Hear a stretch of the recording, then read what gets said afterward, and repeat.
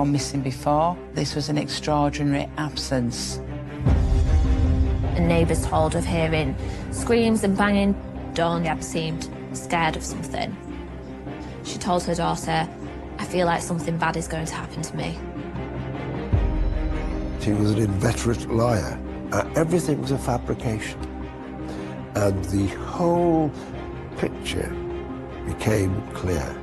He was somebody who was totally intent on protecting himself. The truth was actually worse. It was chilling.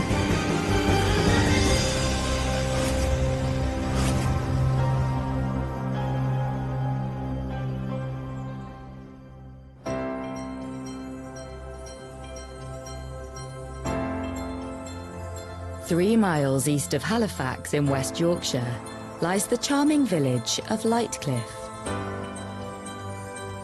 It's a nice, close-knit community. It's friendly. Everyone knows their neighbours. It's quite residential, family-orientated.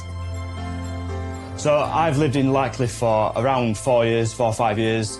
And my wife's lived here all her life. It's just a very nice feel, close to everywhere you want to be, near to Leeds, near Huddersfield. It's just got everything that you want. So I'd say it's very much a place where people would move to, so it's definitely a sought-after place to want to live, yeah. It's very much a place where, you know, if you're walking down the road and you see someone even in the car or walking, you'd say hello and you'd even stop and have a natter with them. It is Lightcliffe where Dawn Walker and Thomas Nutt decide to settle down together. Dawn and Thomas met in 2019 and formed a very strong relationship. Dawn Walker, aged 52, was the mother of 3 children. He was a little bit younger than she was. Thomas, aged 45, was a scrap metal dealer, a very friendly chap when he dealt with persons in the street or neighbours or anything of that nature. He was one of the boys, we'll say. I understand that he and Dawn had met through Facebook. They moved in together and were living in the current house for about 2 years.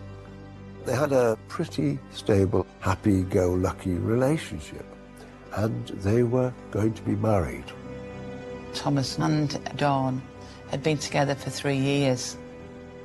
And then they married on the 27th of October. Dawn and Thomas got married in Brighouse, and they had a party in the local pub that evening. And in fact, it was a happy affair with about 20 people present. And they were in good spirits. They had planned the next day to go to Skegness. There was a plan to go on honeymoon after the marriage, and the arrangement was they would go in the caravan, which Thomas owned.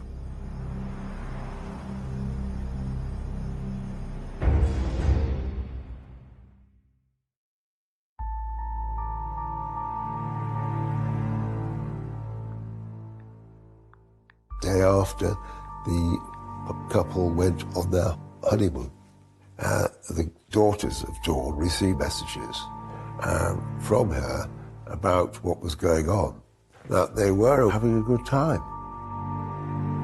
Dawn mentions to her daughter that she'd like to get together when she gets back from her honeymoon.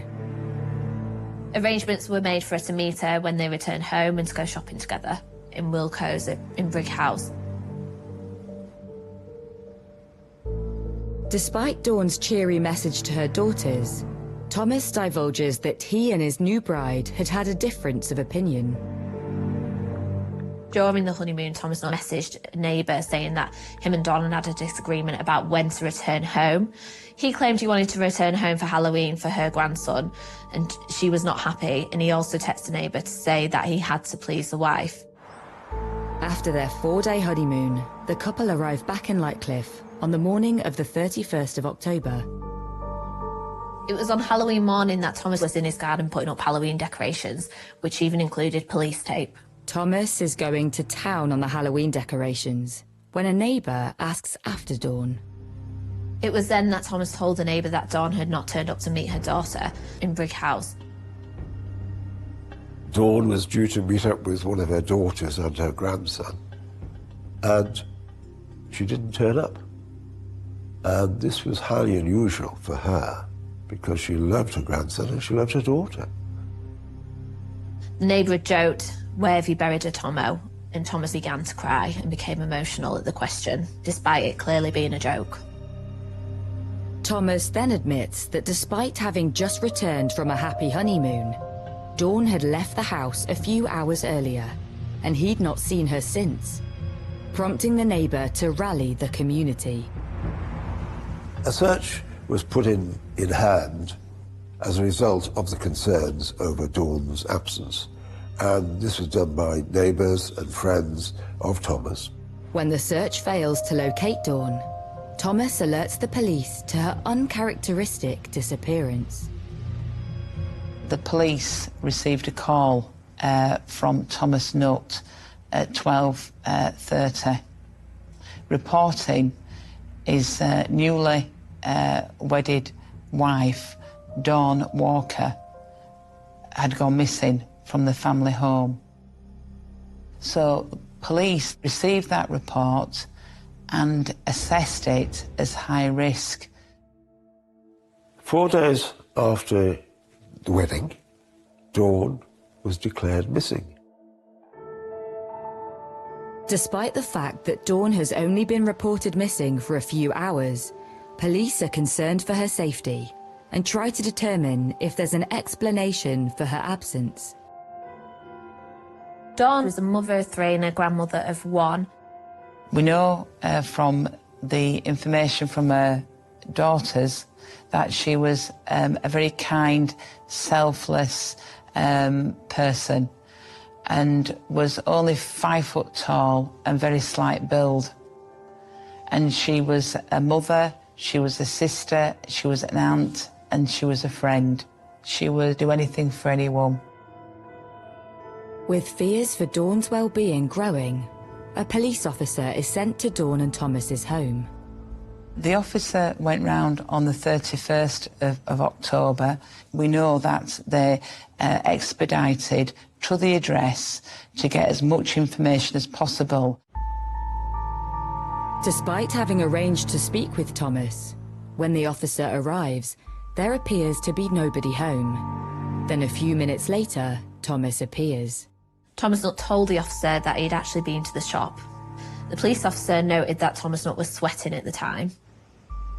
Thomas explains he'd nipped out and, realising the time, had rushed home to meet the police officer. And that was one of the reasons why Thomas said he was sweating, because he was running.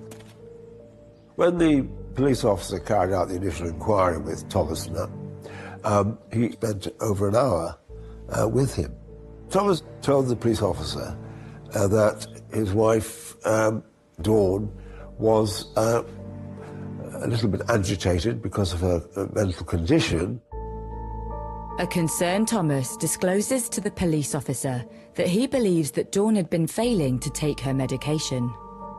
He was concerned because he said that Dawn suffered from bipolar and depression. When the police officer leaves, Thomas calls upon a neighbour to help him resume the search for Dawn. They go to a graveyard where the couple would often walk. He had taken a neighbour with him to look for Dawn at a cemetery, and he said he was glad that he had taken this neighbour with him in case people thought he had killed Dawn. Meanwhile, friends and neighbours continue to search for Dawn closer to home and come across an unexpected discovery. They went and looked in fields and bushes behind the property, and they found a suitcase in the bushes close by to the back of Thomas and Dawn's home. A woman saw the suitcase in the area that had been left. It was her partner that had gone looking for Dawn with Thomas, and upon their return, she let him know of her concerns. And that's when he went and discovered the body in the suitcase. And the body was identified as that of Dawn.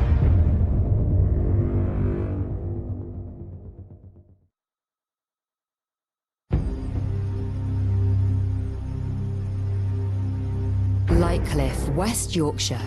4 days after her wedding to Thomas Nutt, locals have been searching for his missing bride, Dawn Walker. And the search ended with the discovery of a suitcase in the bushes, and that suitcase contained a body. And the body was eventually identified as that of Dawn. Halloween, I mean, at first you think it's a joke, and then the more people talk about it, and then when it did come about that, you know, there was a body there, that's when you just think, wow, it's really serious sort of stuff, you know? This was clearly not a missing persons case. It was a murder investigation. And the police set about dealing with it as best they could, as quickly as they could. Detectives scrutinised Dawn's movements in the days leading up to her disappearance. Since Dawn and Thomas had been out of town on honeymoon, neighbours report last seeing Dawn at her wedding reception. Dawn and Tommy left the party at 10:20 or thereabouts, picked up by a taxi and taken home. It took 6 minutes to get back to their home. And they alighted from the taxi and went into the house. The police contacted the taxi driver after the event, and he confirmed that there appeared to be a happy atmosphere in the taxi after he picked them up. Obviously they had been drinking, but there seemed to be a good, happy relationship. We know Dawn arrived back home on their wedding night. She was spotted on CCTV. It was just after midnight that Thomas Nutt was seen leaving the house again. He was seen actually going to a cash point, and as he went up to the cash point, he pulled up his hoodie so he couldn't actually be seen facially, and he drew out £200 cash from that cash point. That was drawn out on Dawn's card. At 1 a.m, he was spotted in the family's back garden, and then at 5:30 a.m, he was observed by a neighbour having a cigarette on the back step as well. As police look more closely at Dawn's new husband, a worrying picture starts to emerge. Thomas Nutt had been violent towards a previous partner who had become controlling with, not letting her leave the house. In July 2020, Dawn had actually messaged ex-partner of Thomas Nutt's to find out why she had a restraining order put in against him. Nutt had claimed that it was because the woman had cheated on him, but the truth was actually very horrific. The relationship Thomas Nutt had with the woman was marred by violence. So this is an individual who is using their physique and their physical dominance to dominate and impose their will by means of verbal abuse and physical abuse. She actually made Dawn aware of Thomas's behaviour patterns, and she actually had a Facebook dialogue with Dawn, trying to warn her about Thomas's conduct and behaviour. Notwithstanding that, Dawn did stick with the man she loved. The woman then received a message from Dawn in August 21.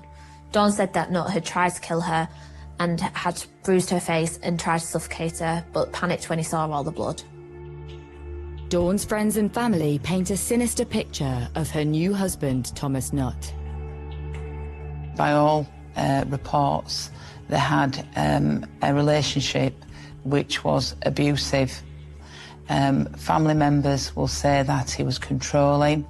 We know that the family were isolated from Dawn, and that Nutt led Dawn to believe that he was the only person that she needed, her protector, her husband, and that she did not need any other relationships. That is completely the modus operandi of a domestic violence perpetrator. As a result of the investigations made by the police, it became clear that Thomas Nutt was a very possessive man, and he was very, very jealous of Dawn, and he controlled her. He was coercive in his general behaviour towards her. He wanted his own way, and if he didn't get it, it would seem he resorted to violence. They've had previous domestic history in the past. One neighbour says they heard Tomo get off me. And neighbours told of hearing screams and banging before. One of the neighbours went to the house and banged on the door because he could hear screaming that he'd never heard from a lady before, that level of screaming. And Thomas answered the door and said, oh, she's not well, hasn't taken her pills again. A neighbour had walked into the house and discovered Nutt assaulting Dawn, and she'd complained that he was going to kill her. Dawn was seen in 2020 with having injuries, including a black eye, and it's understood in the days up to her wedding she also messaged a neighbour asking if she should get the hell out of there. On her wedding day, Dawn had even been seen by her daughter shaking and looked to be unhappy. She told her, I feel like something bad is going to happen. On what was supposed to be her happiest day of her life, Dawn seemed scared of something.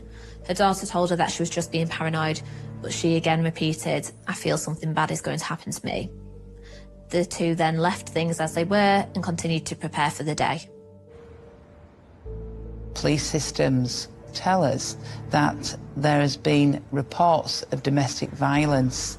Only 12 months ago, Dawn Walker took the courageous step in reporting Nutt for domestic abuse towards her.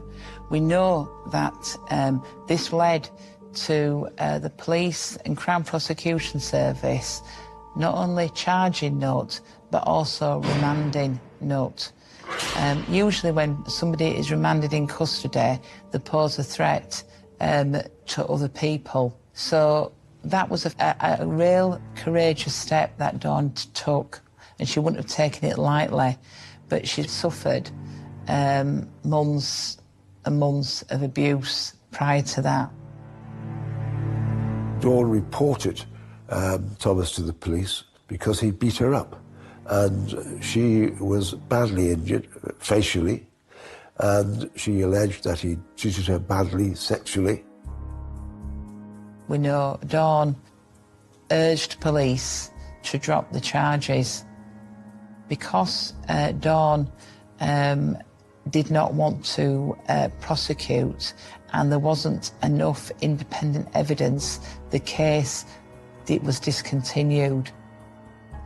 But we don't know if there was any contact between Nutt and Dawn during the period he was incarcerated. But we do know she felt compelled to withdraw those charges.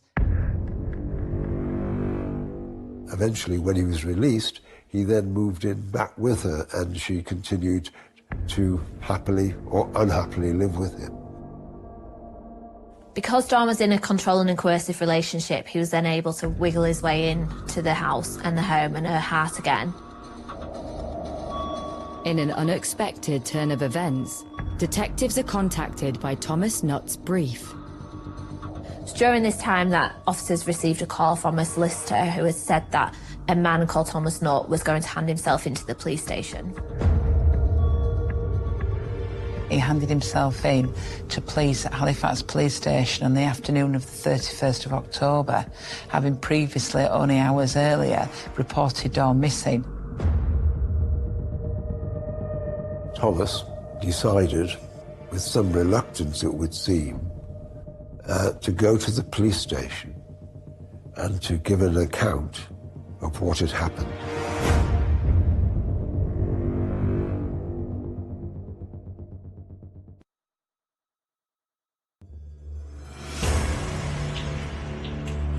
Police are investigating the murder of 52-year-old Dawn Walker. They have discovered that her new husband, Thomas Nutt, has a history of domestic abuse. In a surprise move, he has handed himself into police, keen to give his account of how events unfolded when they returned from their honeymoon. Nutt claimed that the couple had got back from Skegness after 2 days away, and that Dawn had said that she'd wanted a divorce and was going to report him for rape and assault. He's saying that she threatened to report him again to police, which then caused him to react. Thomas said that Dawn attacked him and he had to defend himself from her, and he struck out to defend himself and also to stop her screaming and making threats, etc. Thomas said that he did not intend to cause any harm, but Dawn became aggressive, and that she attacked him, scratched his face with her long nails. Nutt claimed that he then hit Dawn in the face and put his arm around her neck, and she went limp. He claimed her death was accidental. He did admit that he had been involved in violence upon Dawn and was responsible for her death, but it wasn't intentional. It was, as he suggested, accidental. That's what he was pushing forward to the police. And in fact, he did, in his explanation, try and get that over by saying, and it all happened so quickly and so suddenly, he didn't realise that she was dead until she collapsed. Thomas Nutt may be claiming his wife's death was accidental, but detectives take a different view. When Nutt has handed himself into police, he's said that he has killed his wife. He's then arrested for murder. And there was a lot of talk around the community of, you know, this murder had taken place and how horrific it was. So it was just like quite intriguing at that point as to, you know, what had actually happened. The family of a woman who was found dead in Halifax on Sunday have paid tribute to her. The body of 52-year-old Dawn Walker was found near Aysgarth Avenue in Lightcliffe. Police have arrested a 45-year-old man and he remains in custody.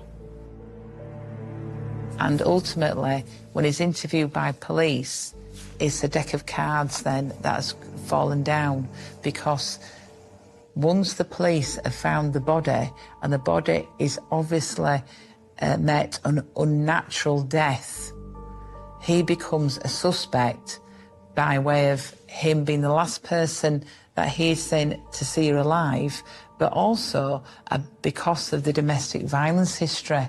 And he knows that, which has probably led him to go to the police and try and get his point of view forward to the police, even though he's admitted killing her.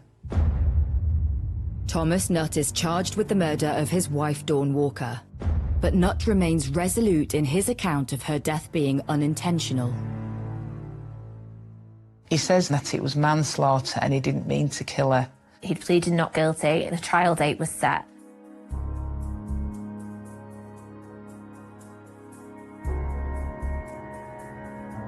Thomas admitted manslaughter, that he didn't intend to cause her serious bodily harm, and that although he used force upon her, there was no intent to kill.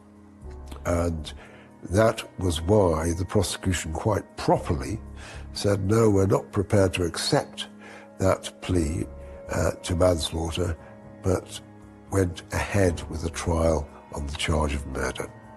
Thomas maintained that he only reacted to Dawn when she lost her temper, she attacked him, and he had to restrain her. And that is why he was prepared to maintain a plea to manslaughter. Nutt's defence that Dawn was attacking him is immediately put under doubt when he walks into the courtroom. Nutt is an imposing physical person, and we know that Dawn was only 5 foot tall and very slight build. So this is an individual who enjoys and likes to impose his dominance over women. And he was never going to argue that she overpowered him or she threatened him because of the difference in stature. He says that he didn't mean to kill her, but he would say that the size of the man to cause physical injury to her and then to apply such pressure on her throat to kill her, that there would be an intent to murder. Nutt's attitude in the dock does little to endear him to the jury. During the trial, Nutt seemed disinterested, which, given the gravity and detail of the horrific crime, is disgraceful. He appeared cool, calm and collected, and you think, how can a person do this? Appear in the dock, know they're facing a life sentence, and just act so nonchalant about it. The prosecution revealed to the jury what they claimed to be Nutt's web of lies, starting with the honeymoon to Skegness. Because his story was that they'd gone off for the honeymoon in the caravan, and they'd spent a couple of nights in the lay-by where they had a good time watching DVDs and things like that. The police obviously took very thorough steps to investigate everything that Thomas said. And one of the things that raised a big question mark was whether Dawn had actually gone to Skegness. The morning after the wedding, Thomas had been outside the house when a passerby stopped to chat. A neighbour asked about Dawn because Thomas was up quite early, and he said, oh, she's in bed with a hangover. She had too much to drink last night. But the prosecution suggests that Dawn Walker was not a big drinker and had consumed little alcohol at her wedding reception the previous night. Neighbours had noticed things in the family home and the area that weren't quite right, in terms of the curtains remaining closed at the house, washing remaining on the line. Dawn would always leave the curtains open or take the washing in before they went out. The evidence from neighbours was that Dawn was the early wake-up person. She got up early, she got up and did things around the house. But on that occasion, she didn't. The prosecution highlight a further anomaly on the return from the honeymoon. When Thomas Nutt got back, acquiring the assistance of a neighbour to help him park up the caravan, which was an activity that Dawn would usually do. Even before Thomas Nutt had reported a missing, neighbours and noted things that weren't quite right. The jury hears how police had scrutinised ANPR cameras along the route the couple would have taken to Skegness. The CCTV showed that when he left the house, Thomas was clearly in view. There was no sign of Dawn. She wasn't in the passenger seat, and he actually put things on that seat, and she wasn't anywhere to be seen. And on the trip down to Skegness, various cameras, CCTV cameras, showed there was nobody in the passenger seat. So the police did a thorough investigation of CCTV down to Skegness, and every bit of evidence from CCTV showed that Dawn was not in the car. So she wasn't visible on the way down to Skegness, and on the return journey from Skegness, there were other camera shots, CCTV shots, which also showed no Dawn. Despite Nutt's defence that Dawn's death was an accident, when they returned home from their honeymoon on the 31st of October, the evidence dictates otherwise. The last person to see Dawn was her maid of honour after the wedding celebration in the pub, and eventually the taxi driver. And beyond that, the only person who claimed to have seen Dawn was Thomas Nutt. Everything about her going to Skegness and things that would supposedly happened were untrue. Dawn had not gone to Skegness. He killed her on the night of the wedding.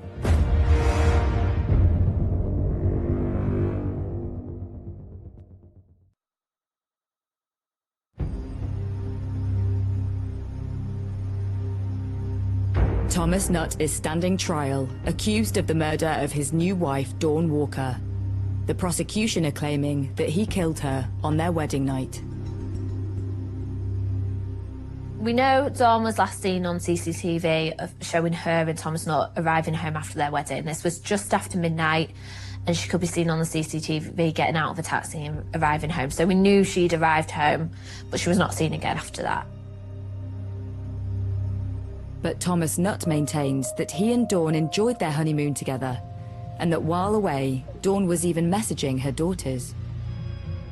There's an expectation that he goes on honeymoon, and there's also an expectation that she will want to speak to family and friends. We know that when he was in the caravan, that he communicated purporting to be Dawn to a daughter. Again, all knowing that he had already killed her mother. We know that on the 30th of October, he again, purporting to be Dawn, messaged and contacted the daughter, asking to meet up in Brighouse the following day. Again, keeping that pretence up that she's alive. Thomas Nutt has said he'd killed Dawn on the 30th, but she had not actually been seen since the night of her wedding.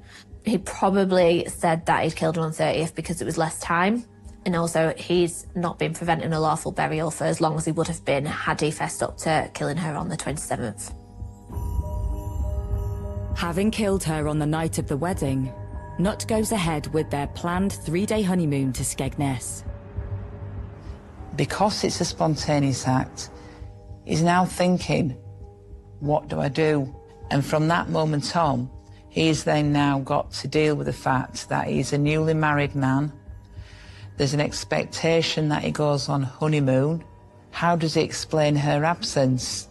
And indeed, if he has to speak to the police and undergo scrutiny, how will that bear out? What will he say? All the while, he is having to react and think on the spot, which is why I believe he went to the caravan in Skegness to give himself some thinking time.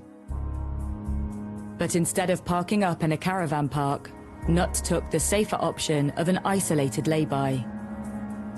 I believe the motive for that is it's better to take to a lay-by than a concentrated campsite where there's more people going to sort of find out that actually she wasn't with you. On his return from the honeymoon, and having bought some thinking time, Nutt reports his wife missing. It's understood that when he reported her missing, Dawn's body was still in the house. He says that he put her in a cupboard in the kitchen. Bodies decompose according to the temperature in the environment that they're left, and also what they're left in, whether it's, if it's in mud, grass, where you've got animals, that can then obviously affect the body. But what we believe is that Dawn was in the house, so she was protected from the elements. The evidence clearly pointed to the fact that the body of Dawn had been hid in a cupboard until Thomas came back from Skegness. And it was only following his return, when the issues of her going missing became apparent, that he perhaps panicked and he decided to hide the body. And that's when he stuffed her body into the suitcase and pushed it over his garden in the back field. But the most damning evidence yet is CCTV retrieved from Thomas and Dawn's own home on the day he reported her missing. CCTV was obtained, which showed Nutt taking a heavy object, believed to be a suitcase with wheels. We now believe that had Dawn's body inside, and dragging the suitcase out of the back garden. Nutt is an imposing character and is an imposing frame. Even for his size, to drag a body in a suitcase would have taken great strength and great effort. So the deposition site of the body would always going to be nearby. And the prosecution suggests that the place selected to leave Dawn's body was chosen by Nutt in order to avoid detection.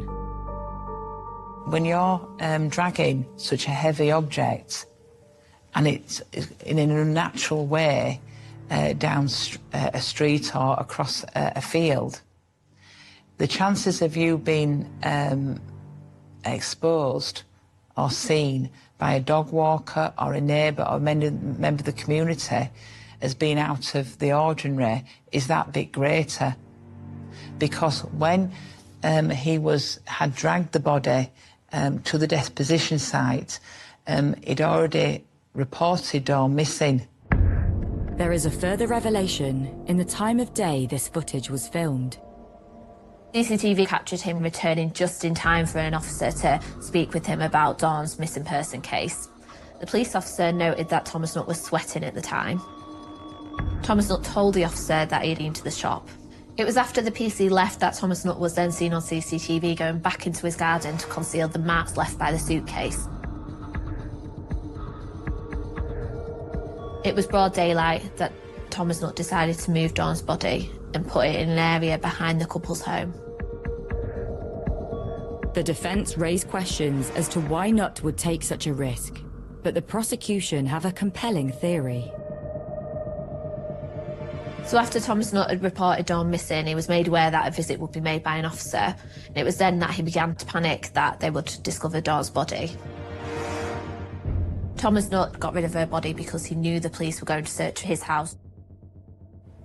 It is Dawn Walker's post-mortem results that expose the most disturbing details in the case against Thomas Nutt. Dawn had suffered significant injuries before and after her death. Before death, she had received injuries to her face, including a laceration and bruising.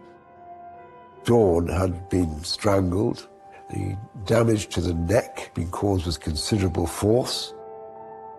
After her death, she'd received injuries to her ribs, including fractures and breaks, which was significant as they suggested that she had been put into the suitcase after her death. She was a 5-foot lady, and he broke her legs to get her into that suitcase, which showed a complete disrespect for his wife, who he'd murdered or killed, as he would say, accidentally. So there will have been rigor mortis from Dawn, which explains why Nutt had to break her legs and such like to squeeze her into the suitcase, because her body would have been stiff, but she suffered immensely by the sounds of it. With all the details of the investigation now laid before the court, it is down to the jury to decide if Thomas Nutt is guilty of murder or the lesser charge of manslaughter. It is very difficult to determine what goes through the mind of a person when they are attacking somebody else. Was he intending to kill? Was he wanting to harm her in such a way that she would never recover? Was he just a violent person who lost his temper? Was he a narcissist who couldn't tolerate being challenged? Was he a psychopath? Who knows what was in his mind? Who knows what drove him? The jury was sent out on the 10th of August, shortly after 10 a.m, and returned at 2:30. They'd unanimously reached a verdict of guilty for murder. He sat at the back of the court, listening to everything. And then when he was found guilty, it said an expletive to the judge and showed absolutely no remorse whatsoever. The judge summed up to say that he was a bully and that he was a threat to women, and that he'd used his physicality to impose his will on women. The West Yorkshire man who killed his wife on their wedding night and stuffed her body into a suitcase has been jailed for life. A warning: you may find the following video distressing. Police have released CCTV footage showing 46-year-old Thomas Nutt with the suitcase before he dumped Dawn Walker's body in bushes behind their home in Lightcliffe near Halifax. Nutt had strangled the 52-year-old just hours after they were married. Thomas Nutt was handed a life sentence with a minimum term of 22 years, less time spent on remand in custody. He was told by the judge that he would spend 21 years behind bars before going before the parole board, who will determine whether he is safe to be released. The judge said Dawn had been subjected to domestic violence throughout the course of their relationship. Everything was a fabrication, and the whole picture became clear that Thomas was an inveterate liar. He was somebody who was totally intent on protecting himself, having killed Dawn, and kept it up until, in fact, the last minute, until, of course, he was exposed as a liar and a murderer. The way this case played out was one of the worst cases of domestic violence that I've seen in my career. In particular, the way that Thomas Nutt treated his wife after she died, his disregard for her and her dignity overplayed anything else. He had no compassion and no remorse for what he'd done. What I would do is to urge anyone who is listening to Dawn's story and other countless victims of abuse to come forward, report to the police. You are not alone. There is a wealth of support out there for you. The court heard statements from both Dawn's daughter and her sister. Dawn's daughter said she lost a part of her when she got the call saying that her mum's body had been discovered. She described Dawn as a beautiful soul and said she had lost her greatest support.